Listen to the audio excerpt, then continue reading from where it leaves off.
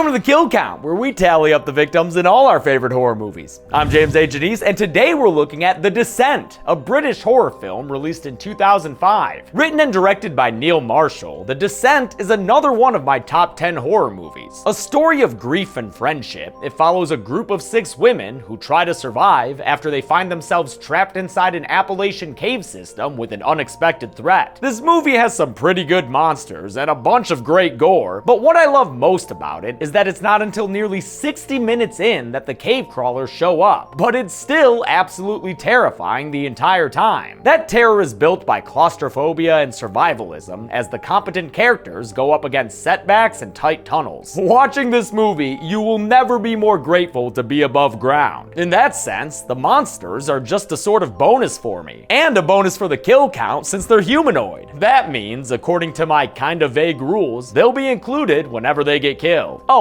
also, this movie's great at jump scares, and I just couldn't help but to include a bunch in this episode. So, you know, heads up. How many kills will we find deep inside Appalachia? Let's find out and get to them.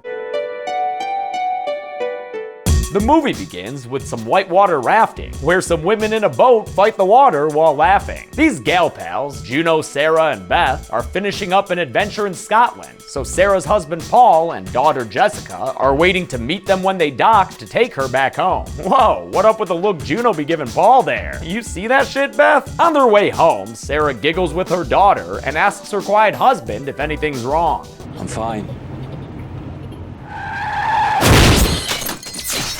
Oh, are you fine, Paul? Because it doesn't really look like it from up here. Aw, and his hand is twitching too? This is just like when that one cop died in Scream 3, only his death wasn't alongside a little girl's, whose short flame of life just got blown out. Shit. Sarah wakes up in a hospital and calls out for her daughter in the hallway, but the only thing to greet her there is an enveloping sense of darkness that, try as she might, she just can't outrun or escape. Damn, 5 minutes in and this movie already kicks ass. It also hits hard, just like Sarah when she crashes into Beth and has the bad news broken to her that her husband and daughter are dead. Yeah, there's nothing not to cry about in this situation. It's so damn sad, I can't even get excited over this title card. Okay, I lied. That'll always rile me up. A year later, in the Appalachian Mountains, USA, Sarah and Beth are on their way to another adventure, although Sarah is obviously still pretty sad about the whole dead family thing. A bunch of overhead shots show just how isolated these ladies are about to be as they enter the fictional Chattooga National Park, probably meant to be in North Carolina somewhere around the Chattooga River. This isolated spot was chosen by Juno, who's waiting for them when they arrive at their home base cabin. She's excited for them to move on with another adventure, even though everyone's mindful of Sarah's emotional state.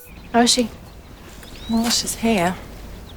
One step at a time, eh? Joining them on this year's outing are some friends, including a pair of sisters. There's Rebecca, the older and more cautious one, and Sam, the younger sister, who's studying to be a doctor. Rounding out the group is newcomer Holly, a friend of Juno's who's rocking an alternative aesthetic. I've heard about you. You're that mentalist that jumps off buildings. Ah, base jumping. You should try it. No thanks, I'd rather not die. To not die, may all of us live forever. These women aren't going base jumping anytime soon, but they are going spelunking the next morning. Adrenaline junkie Holly complains that the cave system they've chosen is a kitschy tourist spot with handrails and a gift shop, but fellow risk-taker Juno assures her that they're gonna have a good time. Almost as good a time they have teasing Beth for wearing some mom pajamas. Laugh all you want, gals, those PJs look comfy as hell. That night, Sarah awakens from her sleep and checks on a sound outside her window.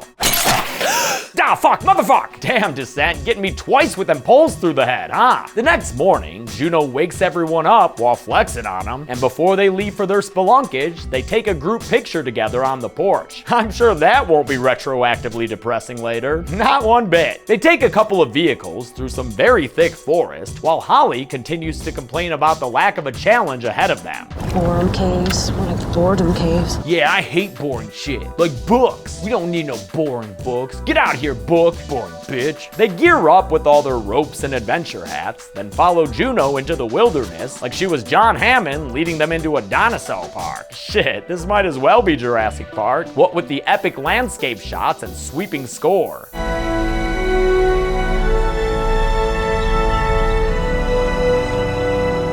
Great work by composer David Julian, who composed a bunch of Christopher Nolan's earlier films, as well as Cabin in the Woods. Juno leads the ladies to a daunting cave entrance that Beth determines to be too difficult for her skill set. I'm an English teacher, not fucking Tomb Raider. Well, that's too damn bad, Beth, because we already bought all this expensive climbing gear. Juno's the first to make the descent, and we're treated to a number of really cool shots by director Neil Marshall as the others all follow her down. And a couple of obvious green screen shots and cartoon-looking bats. Whatever, man, it was 2005. And this movie don't need real bats to be dope. They begin to climb down into the cave system, which immediately proves to feel claustrophobic as fuck. Pretty impressive, given that this movie was mostly filmed in a studio, since filming in an actual cave would be too difficult and dangerous, what with all the film equipment and crew required. Instead, they used caves made of molded foam and wood framing, created by production designer Simon Bowles, who included lots of nice touches, like stalactites made of wax to get some good backlighting to shine through them. And Bowles also kept the movie from going over budget by reusing backgrounds and rearranging the set pieces for new sections of cave. Great work with that, dude. The women travel through the cave until they reach a larger section, which they bathe in red light using a safety flare. I've always loved this composite shot of them all exploring the cave. It kind of lends a fairy tale feel to the movie. They break for lunch as Holly gets footage with her camcorder, much more impressed by this cave system than she expected to be. Juno apologizes to Sarah for not being there for her more after the accident, but it's still a sore subject for Sarah, so she steps away and suggests that they start into the next passage of the caves. This next tunnel, which seems way too tiny for the tourist trap Holly had talked about, is full of water, both dripping and standing, and is a much tighter squeeze than any reasonable person would want to fuck with. That's what makes this movie so horrific early on. It can be downright difficult to breathe while watching sometimes. The others follow Holly through this petite passageway, but Sarah, who's bringing up the rear, finds herself stuck when trying to get through one of the narrowest spots. It's a ridiculously tense scene as Sarah grows more helpless and scared. I can't fucking fuck. But Beth is able to help her best friend out by calming her down with some words of tough wisdom. What are you afraid of? What are you so afraid of? Listen, the worst thing that could have happened to you has already happened, okay? And you're still here. True, Beth, true. But don't forget that things can always get worse. Case in point, now the tunnel is collapsing. Okay, move, now! Sarah has to shed a bag of equipment to make it through without getting pancaked. So the ladies now find themselves without a bunch of rope and, oh yeah, the path they just took in completely closed off to them now. Rebecca tries to be encouraging and says that the guidebook noted 3 separate entrances to this cave system. But yo, about that book, Juno didn't bring it because there wasn't any need for it. This isn't Borum Caverns, is it, Juno? We're in the wrong fucking cave! Well, it was the right one from Juno's perspective. But yes, they're in an unknown, unmarked cave system that Juno chose because she wanted them to be the first to explore it. I wanted us to claim this place. Name it. I thought maybe your name. Or maybe yours. With no one above ground aware of their location, their only option left is to move forward and hope to find another way out. They come across a gap that's approximately 1 Death Star chasm wide with no bottom in sight. What's worse, because of that lost equipment bag, Rebecca's about to have to Tomb Raider her way across and create a path that the others can follow. Although no one kisses her cheek for luck, she successfully traverses the chasm. At one point, using some old climbing equipment she finds already stuck in the ceiling. Spooky!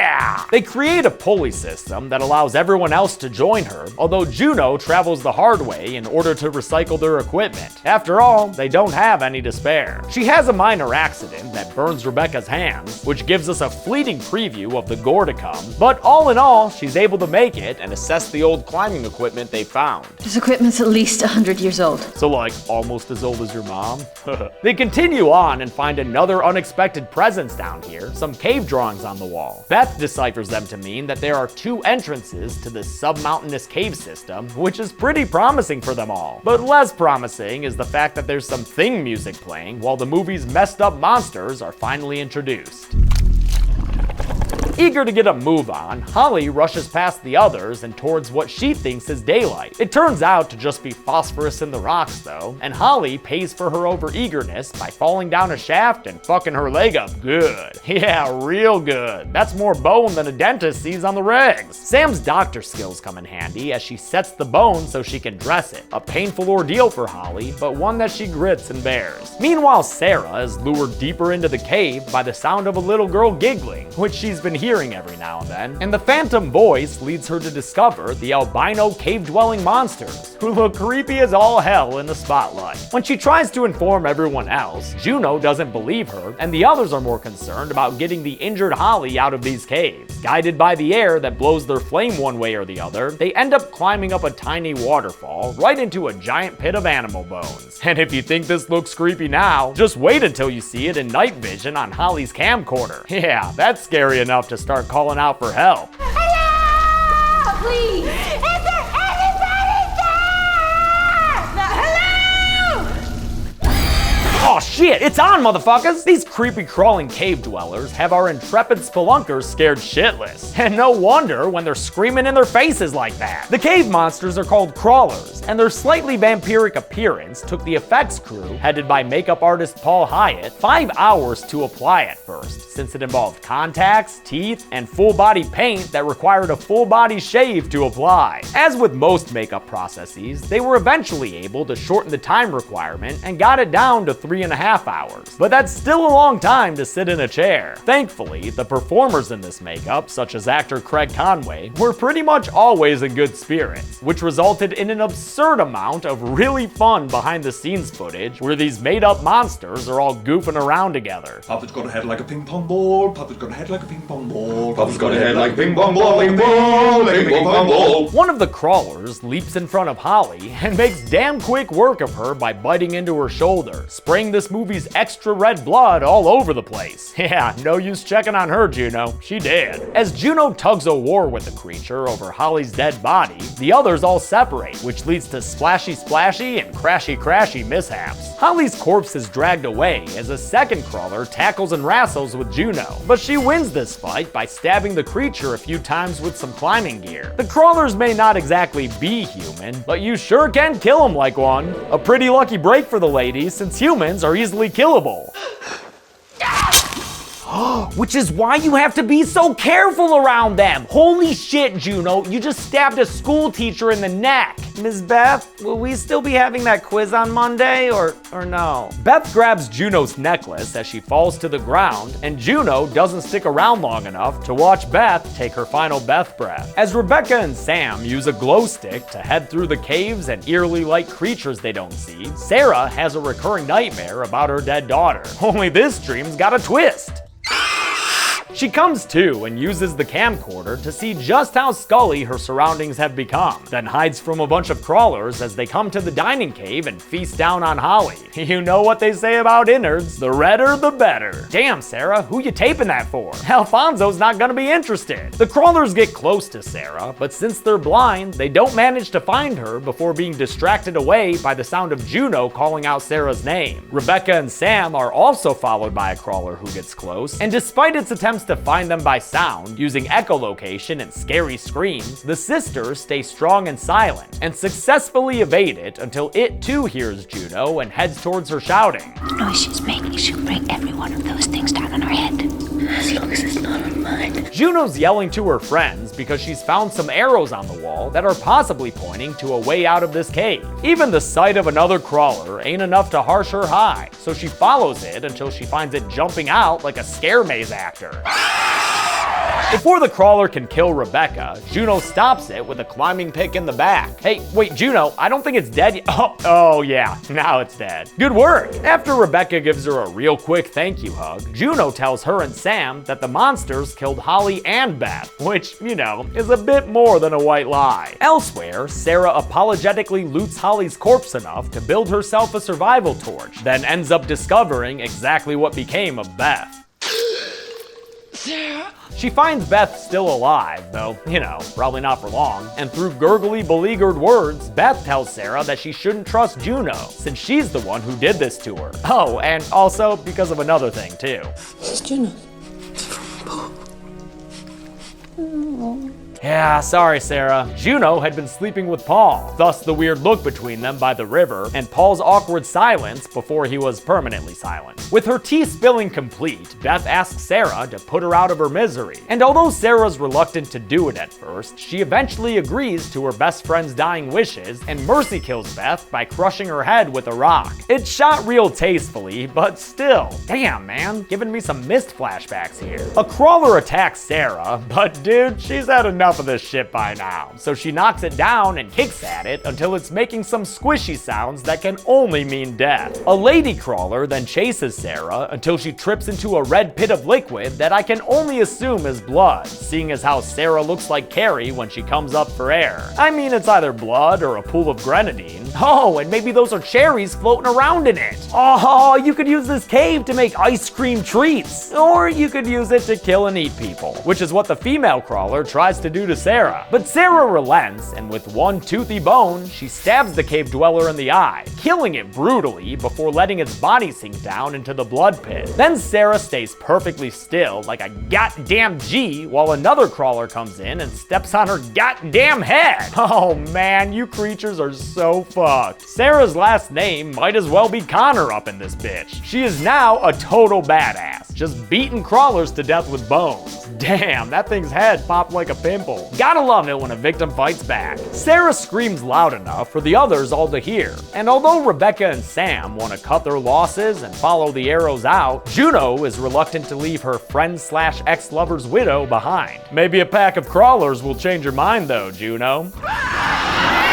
Yeah, that's what I thought. Sam runs the fastest and reaches another chasm, but she doesn't hesitate for long before starting to make her way across. As her sister and Juno watch, Sam is attacked by a cave dweller who crawls across the ceiling to kill her by clawing her neck out. Sam manages to stab the crawler and drop it down the chasm, but to her sister's horror, there's no coming back from a neck wound like that. At least she died in one beautiful bloody shot. Rebecca is attacked and dragged away from Juno, and after losing some fingernails to the rocks around her, she's killed when the crawler eviscerates her stomach with its teeth. Sorry, Juno, you are not gonna be able to save her. Not when her stomach's looking like chunks of dog food flying around. Juno is forced into jumping down the chasm in front of her, and when she lands in the pool at the bottom, she finds the crawler that Sam stabbed still alive and kicking. She puts an end to that by stabbing it again, and this time I think it's dead for good since it has blood coming out of its mouth. That's usually a pretty dead thing to do. Juno surfaces and climbs up the cavern wall until she's finally reunited with Sarah, who at this point looks just as scary as the crawlers. She asks after Rebecca, and then, more pointedly, about Beth. And when Juno lies about having seen Beth die, Sarah gets into a mood that evokes the Thing music again.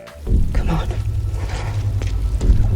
The two frenemies light their way through the cave system, making the best pair of playable characters an adventure video gamer could ask for. I'm pretty sure they have attack bonuses against hordes of crawlers, which is great for them or else they'd be toast in this 3-on-2 handicap match. They have a bit of a bust up, and when it's all said and done, the 3 crawlers are all added to the list. Since Juno bashes one of their skulls open against the rocks, Sarah kills another by straight sticking her thumbs into its eyes, and Juno polishes off the third one with a torch in the mouth and a pick to the head. Damn, these women are friggin' fueled by crawler blood. Sarah grabs the climbing pick and shows Juno her pendant, causing Juno to realize that Sarah must have found Beth and figured out all her secrets. Since those secrets included adultery and accidental murder, Sarah decides to stick that pick into her ex-friend's leg and leave her with nothing but the evilest eyes I've ever seen. Sarah runs off to find this cave's exit, while Juno takes the pick out of her leg and resolves to fight to the death, even though, as this kinda weird shot shows, she's got quite the imbalanced fight ahead of her. Sarah hears Juno scream before she falls down another short shaft, but at the bottom of it, she finds a ray of sunlight. And this one ain't a trick of the mind or some bullshit phosphorus, it's actual sunlight. True salvation, which Sarah scrambles her way towards in some inspirational shots. Skulls underhand be damned. She makes it to the end of Mother Nature's birth canal and fights her way above ground, then travels over the river and through the woods woods until she's back at her vehicle, which she thankfully has the keys to. She starts it up and drives like a madwoman away from the cave system that she's all too eager to leave behind. And when she finally makes it out to a paved road as the score crescendos, it's a truly feel-good moment. Sarah pulls over so she can have a good cry, only snapping out of it when a Final Destination 2 truck drives past her honking its horn. She pukes out the window, and right when she thinks she's got it all out, it turns out she doesn't.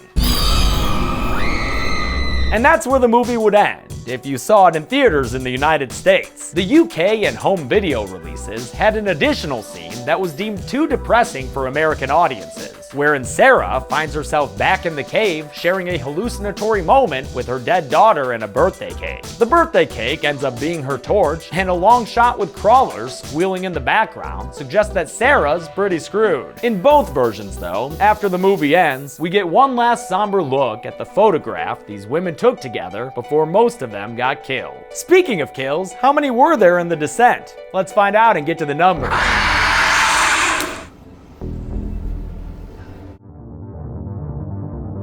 By my count, there were 15 deaths in The Descent.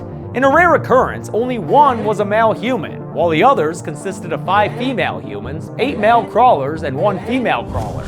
Don't you love a 4-part pie chart? With a runtime of 100 minutes, that left us with a kill on average every 6.66 repeating minutes. That's the Devilman number. I'll give the golden chainsaw for coolest kill to Paul. There are a ton of awesome and gory kills in this movie, but that first death is so sudden and tragic. For me, it's an even more traumatizing car accident kill than the catastrophe in Final Destination 2. Also, I'm not including Jessica in this award because, I mean, you know, it's a little kid. Seems kind of cruel. Double machete for lamest kill will go to the first crawler that Sarah kills, which is done with a couple of off-screen head stomps. Although, to be fair, you do see the body in a later shot. And that's it. The Descent came out in 2005 and is one of my favorite horror movies from a decade where I mostly don't like the horror movies. I know, there's tons of exceptions. I just mean the general vibe of those years, okay? I'll check out the subpar sequel on Sunday, but until then, I'm James A. Janice.